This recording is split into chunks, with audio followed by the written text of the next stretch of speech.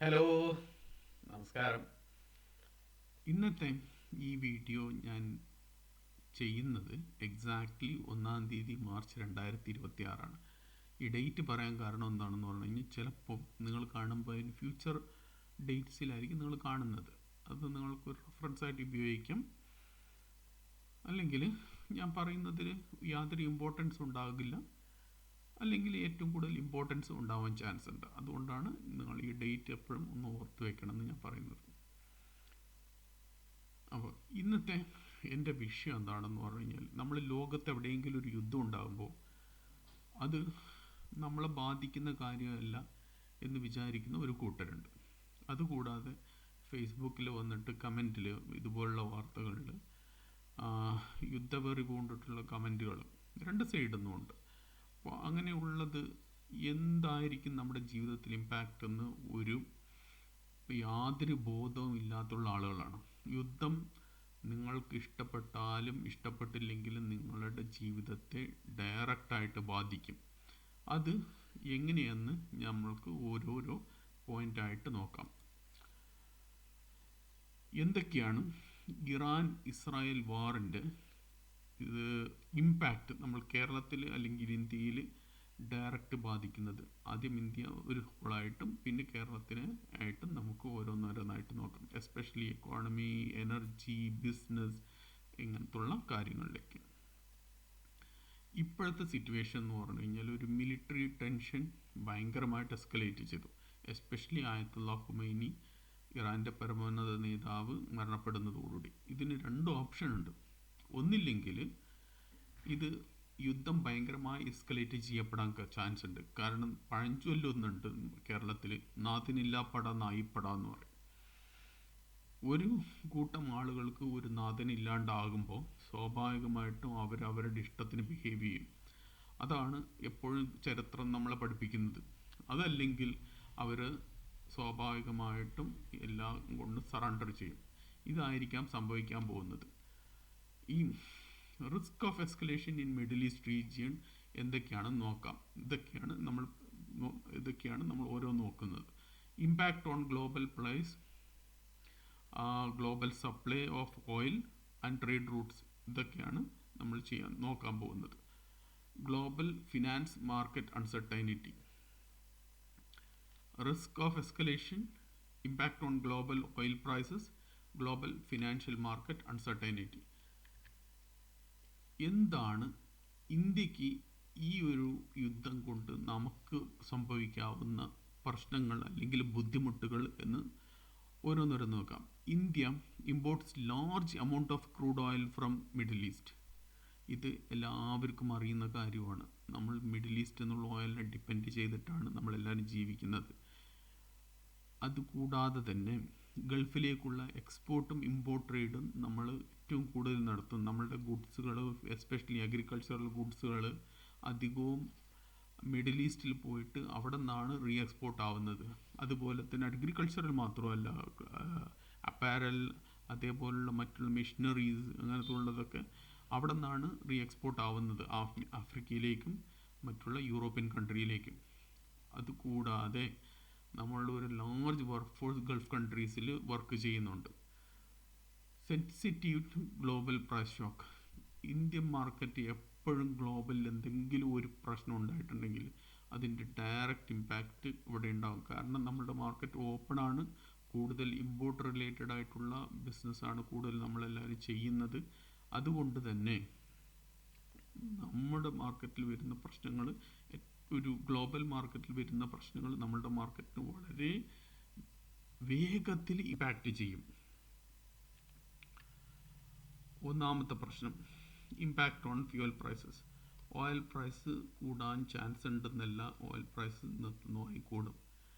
Oil price വില കുറഞ്ഞ സാഹചര്യത്തിൽ പോലും ഇവിടുത്തെ ഓയിൽ കമ്പനികൾ, പെട്രോളിയം കമ്പനികൾ, അവർ വില ഒരിക്കലും കുറച്ചില്ല. പകരം അവർ കൂട്ടുകയാണ് ചെയ്തത്. ഇപ്പോൾ കൂടിയ സാഹചര്യത്തിൽ സ്വാഭാവികമായിട്ട് അവർ കൂട്ടാൻ ന്യായീകരണം കൂടിയായി. പെട്രോൾ ഡീസൽ പ്രൈസസ് കൂടും.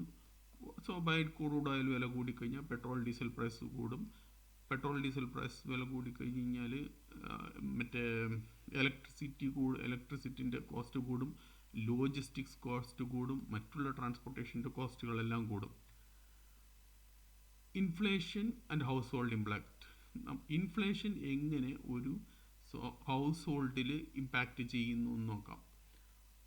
ട്രാൻസ്പോർട്ടേഷൻ കൂടി, അത് പ്രൊഡക്ഷൻ കോസ്റ്റ് കൂടി. പ്രൊഡക്ഷൻ കോസ്റ്റ് കൂടിയ സ്വാഭാവികമായി ട്രാൻസ്പോർട്ടേഷൻ കൂടി. അത് ഡെഡ് എൻഡിൽ എന്താ സംഭവിക്കണം എന്ന് പറഞ്ഞു കഴിഞ്ഞാൽ ഗ്രോസറി പ്രൈസസ് ഇൻക്രീസ് ആയി, അഗ്രികൾച്ചറൽ ഗുഡ്സിൻ്റെ പ്രൈസസും മറ്റുള്ള സാധനങ്ങളുടെ പ്രൈസസും ഇൻക്രീസ് ആയി. ഇൻക്രീസ് ട്രാവൽ എക്സ്പെൻസസ്, ഡൊമസ്റ്റിക് ട്രാവലിൻ്റെ എക്സ്പെൻസസ്, എല്ലാ തരത്തിലുള്ള ട്രാവലും അത് ബാധിക്കും. Rising cost of construction material. Construction മെറ്റീരിയലാണ് ഏറ്റവും കൂടുതൽ ട്രാൻസ്പോർട്ട് ചെയ്യപ്പെടുന്നത് അങ്ങോട്ടും ഇങ്ങോട്ടും. അതിൻ്റെ പ്രൈസ് ഇൻക്രീസ് വളരെ പെട്ടെന്നായിരിക്കും ഉണ്ടാവുന്നത്. Pressure on middle class house hold. ഒരു ഫിക്സഡ് ഇൻകം കൊണ്ട് ജീവിക്കുന്നവരില്ലേ, ഒരു 30,000 അല്ലെങ്കിൽ 20,000 ടോട്ടൽ വരുമാനം കൊണ്ട് ജീവിച്ചിരിക്കുന്നവർക്ക് പെട്ടെന്ന് ഗ്രോസറി പ്രൈസസും ട്രാൻസ്പോർട്ടേഷൻ പ്രൈസസും ഒക്കെ ഇൻക്രീസ് ആയി കഴിഞ്ഞ് കഴിഞ്ഞാൽ അത് വാങ്ങിച്ചെടുക്കാൻ അവരുടെ സേവിങ്ങിനെയാണ് അത് നന്നായിട്ട് ബാധിക്കും. അത് വളരെ ബുദ്ധിമുട്ടായിട്ടൊരു സാഹചര്യമായിരിക്കും എല്ലാവർക്കും ഉണ്ടാക്കുക. Shipping and trade disruption. അടുത്ത പോയിന്റ്, ഹോർമൂസ് കടലിടുക്ക് എന്നുള്ളത് ഇറാൻ്റെ കൺട്രോളിലാണ്. അവർ ആ കടലിടുക്ക് അടച്ചു കഴിഞ്ഞ് കഴിഞ്ഞാൽ സ്വാഭാവികമായിട്ടുണ്ടാവുന്നത് ഷിപ്പിംഗ് റൂട്ട് വളരെ ചുറ്റിയിട്ടുള്ള വേറെ റൂട്ട് കണ്ടുപിടിക്കേണ്ടി വരും. അത് ട്രാൻസ്പോർട്ടേഷൻ കോസ്റ്റ്, ഷിപ്പിംഗ് കോസ്റ്റ് സ്വാഭാവികമായിട്ടും ഇൻക്രീസസ് ആകും. അടുത്തത് ഏറ്റവും ഷിപ്പിംഗ് ഇൻഷുറൻസിൻ്റെ കോസ്റ്റ്. സ്വാഭാവികമായിട്ട് വാർ ലൈക്ക് സീൻ അല്ല, ഇത് വാർ സീൻ തന്നെയാണ്.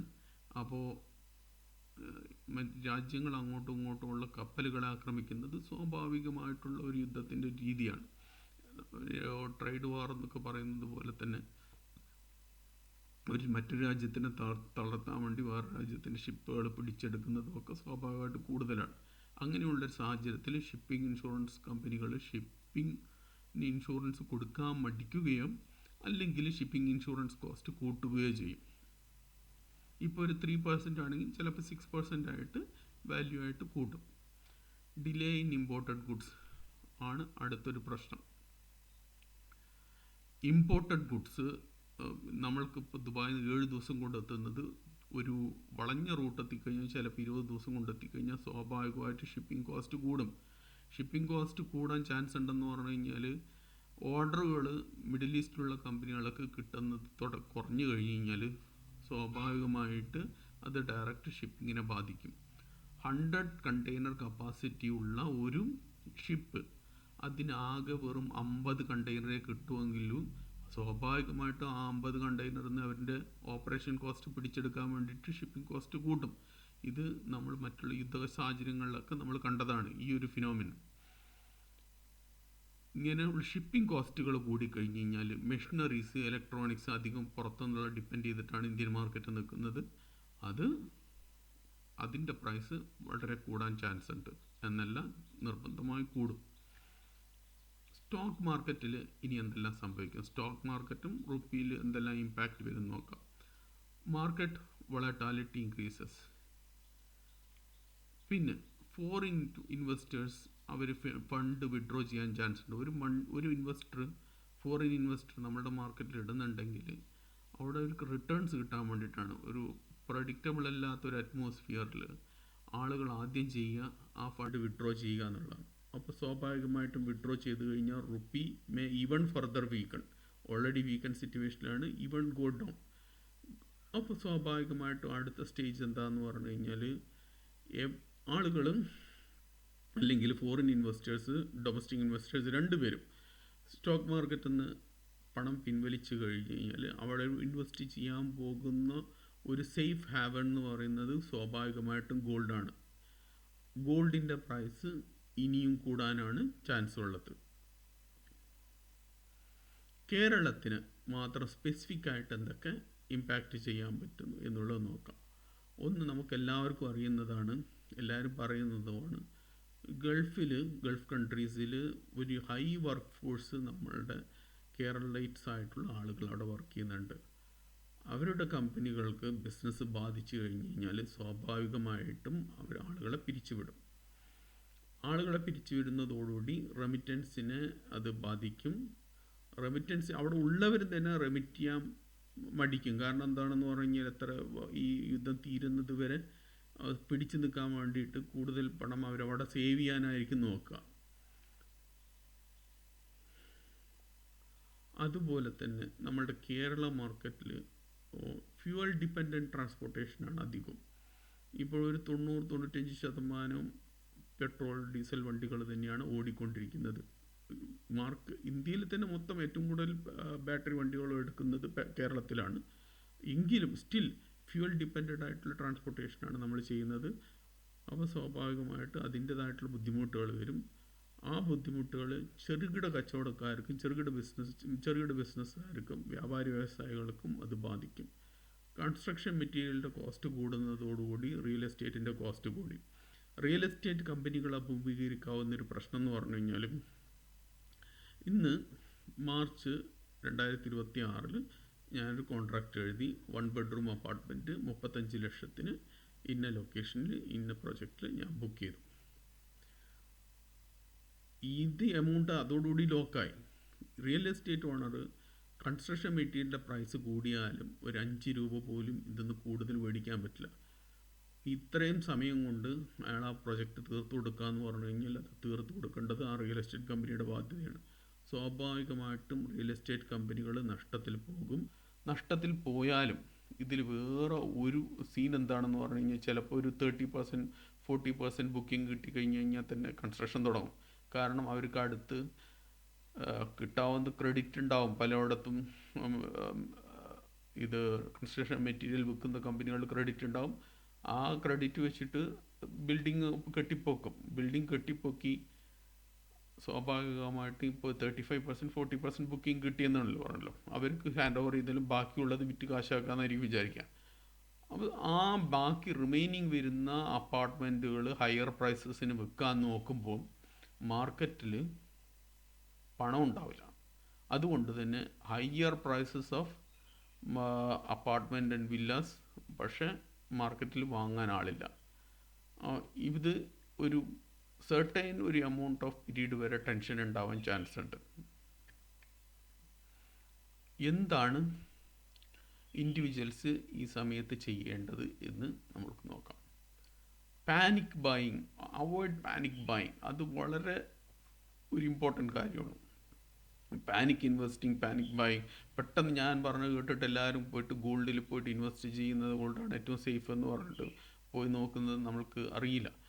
കാരണം എന്താണ് സംഭവിക്കണമെന്ന് അറിയില്ല. Monitor fuel prices and gold trends so carefully. നിങ്ങൾ എപ്പോഴും അത് കെയർഫുള്ളായിട്ട് വാച്ച് ചെയ്തുകൊണ്ടിരിക്കുക. സാഹചര്യങ്ങളനുസരിച്ചിട്ട് മാത്രം തീരുമാനം എടുക്കുക. നിങ്ങളുടെ ഇൻവെസ്റ്റ്മെൻറ്റ് ഡിവേഴ്സിഫൈ ചെയ്യുക. ഒരു പെർട്ടിക്കുലർ ഏരിയയിൽ മാത്രം അല്ലെങ്കിൽ ഒരു പെർട്ടിക്കുലർ കമ്പനിയിൽ മാത്രം നിങ്ങൾ ഇൻവെസ്റ്റ് ചെയ്യുന്നത് എപ്പോഴും നിങ്ങളെ ഒരു റിസ്കിൽ കൊണ്ടെത്തിക്കും. ഇൻവെസ്റ്റ്മെൻറ്റും സേവിങ്സും ഡിവേഴ്സിഫൈ ചെയ്യുക എന്നുള്ളത് ഒരു കോമൺ റൂളാണ്. പുതിയ പുതിയ ന്യൂസുകൾ വരുന്നതിനനുസരിച്ച് നിങ്ങൾ സ്വയം അപ്ഡേറ്റ് ആയിക്കൊണ്ടിരിക്കുക. അതിനനുസരിച്ച് നിങ്ങളുടെ ഇൻവെസ്റ്റ്മെൻറ്റ് അതിനനുസരിച്ച് തീരുമാനമെടുക്കുക. ഓക്കെ, നമ്മൾ ഈ വീഡിയോ ഇവിടെ അവസാനിപ്പിക്കുകയാണ്. ഓയിൽ പ്രൈസസ് ഇൻക്രീസ് ആവുന്നതും മറ്റ് പ്രോഡക്റ്റുകളുടെ പ്രൈസസ് ഇൻക്രീസ് ആവുന്നതും ഒക്കെ ദൂരത്തുള്ള കാര്യമൊന്നുമല്ല, വളരെ അടുത്തുള്ള കാര്യമാണ്. അതുകൊണ്ട് തന്നെ കെയർഫുള്ളായിരിക്കുക. നിങ്ങൾ ഈ വീഡിയോ ഇഷ്ടപ്പെട്ടെങ്കിൽ മറ്റുള്ളവർക്ക് നിങ്ങൾ ഷെയർ ചെയ്യുക.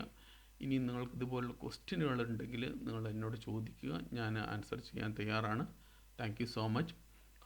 ബിസിനസ് സാഹചര്യങ്ങൾക്കനുസരിച്ച് നമ്മളുടെ തീരുമാനങ്ങൾ മാറ്റിക്കൊണ്ടിരിക്കണം. നോളജാണ് എപ്പോഴും ബിസിനസ്സിന് സപ്പോർട്ടാവുന്നത്. Keep upgrade yourself always. Thank you so much for watching. Keep watching. Bye bye. Subscribing.